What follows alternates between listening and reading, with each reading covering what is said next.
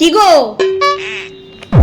খবরদার গিন্নি, তোমাকে বলে দিচ্ছি, তুমি আর কোনোদিন আমাকে ওই কি গো, হ্যাঁ গো, ও গো এসব নামে ডাকবে না, বলে দিলাম। গো শব্দে তোমার আবার অ্যালার্জি ধরলো কবে থেকে? হ্যাঁ, যুগ যুগ ধরে স্ত্রীরা ভালোবেসে স্বামীকে তো এই নামেই ডাকে, কি গো, হ্যাঁ গো, ও গো। আর এখন উনি এসে বলছে ওনাকে নাকি এই নামে ডাকতে না। কেন, কিসের জন্য? ভালোবেসে?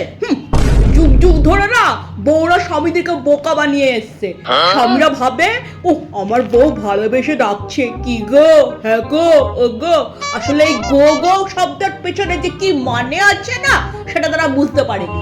আমি বুঝতে পেরেছি, তাই আমাকে খবরদার ওই গো গো গো করে ডাকবে না বললাম।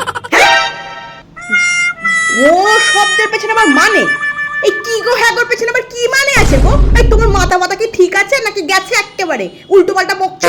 কি মানে? গো মানে কি? হ্যাঁ, গো মানে কি সেটা বল আগে। গো শব্দের অর্থ গো, গো মানে তো গরু। হ্যাঁ, গরু। হ্যাঁ, কি গো মানে কি গরু, হ্যাঁ গো মানে হ্যাঁ গরু, ও গো মানে ও গরু।